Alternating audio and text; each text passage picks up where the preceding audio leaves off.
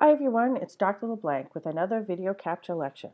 This lecture is on translation and some of the experiments that led to the conclusion that genes encode proteins. Our learning goals are to understand that Archibald Garrod figured out that genes were linked to enzymatic defects, to learn what inborn errors of metabolism are, to understand that Beetle and Tatum concluded that there is one gene, one enzyme, to understand that metabolic pathways can be discerned by studying genetic defects of individual enzymes in those pathways, to learn the details of the Beetle and Tatum mutagenesis experimental design, and to be able to interpret the results of Beetle and Tatum experiment. Some of the events that led to the discovery that genes encode information to make proteins came from Archibald Garrod, who worked at the beginning of the 20th century. He proposed a link between genes and proteins. He was the first one to do that. He studied alkaptonuria, which was a disease that in which patients accumulated abnormal levels of homogenistic acid. They have black urine, and so it's very easy to screen for patients like that. They're not ill, they just have black urine. He proposed that this disease, which is a recessive trait, was due to a missing or defective enzyme, and he coined the phrase inborn errors of metabolism. If you eat protein and it contains phenylalanine, there's a pathway in which it is metabolized in your body to produce malaloacetoacetic acid. If some of the enzymes in this pathway that convert one substrate to another product are defective, then you end up with different types of diseases. Alkaptonuria is probably the least severe. You build up homogenistic acid instead, and you have black urine. If, however, you have a defect in your phenylalanine hydroxylase and you can't process phenylalanine at all, you can end up with a very serious condition called phenylketonuria, which will cause neurological defects. Beetle and Tatum's experiments were performed in the early 1940s, and they asked this question: does one gene encode one enzyme, or does one gene encode many enzymes? Their model system was Neurospora crassa, which is shown here. We have some green fluorescent protein being expressed in the pods of the bread molds. And here it's what it looks like growing on a Petri dish or on the bread in your bread box. They studied mutations in nutritional requirements. They studied the amino acid biosynthetic pathway for methionine. Normally, to produce a final product in a biosynthetic pathway, there are several intermediates that have to be converted by enzymes. What happens if there is a mutation in one of these enzymes within this pathway? The final product won't be produced, but you might get a buildup of one of these precursors. Their experimental design was as follows. They took some bread mold in a test tube, some Neurospora crassa, and hit it with X-rays to create mutations. They made minimal media plates. That means plates with just a carbon source like sugar or some carbohydrate. And then they supplemented individual plates with single amino acids. So here's a plate. These are their minimal plates.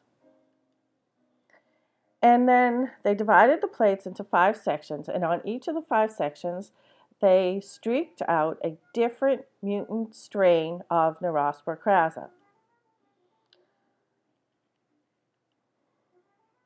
A different mutant strain on each segment. On one of the plates contained simple minimal media.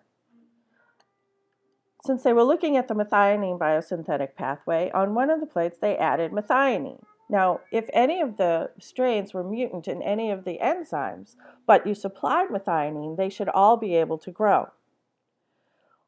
However, if the strains were missing one of the enzymes and they plated them on minimal media, only the wild type or unmutated strain would be able to grow on minimal media.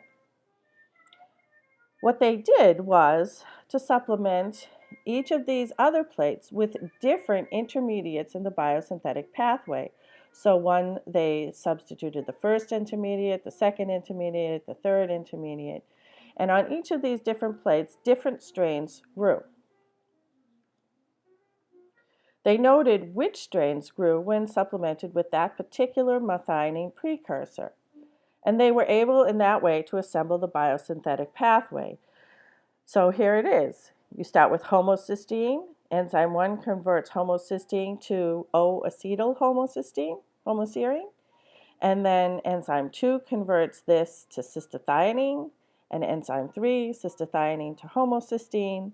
And enzyme 4 converts homocysteine to methionine. This is another way to interpret their data. This table shows the 5 different strains at the top here, the wild-type unmutated strain, and then 4 different mutant strains of Neurospora crassa. Down below here it shows what the plates contained, the Petri dishes that they grew on. On the minimal plates, only the unmutated strains would grow. None of the other strains would grow. But on the plate supplemented with methionine, all the strains grew. Methionine is the last enzyme in the pathway because all strains grow on it. No matter what enzyme in the pathway is defective, if you give the strains methionine, they all grow. All these strains grow. So now we can put methionine at the end of the pathway. Strain 4, that doesn't grow when you supply any of the other intermediates, must be defective in enzyme number 4. So for strain 4, if you supply any of the other intermediates, any of these other 3 intermediates, it still doesn't grow, so it can't convert any of these to methionine, so it has to be the last enzyme that it's defective in. Strain 3 will only grow in the presence of homocysteine. So that means it can convert homocysteine to methionine, so that enzyme is okay, but it can't convert cystathione to homocysteine, so it must be defective in this enzyme. And they were able to place homocysteine at the end, towards the end of the pathway.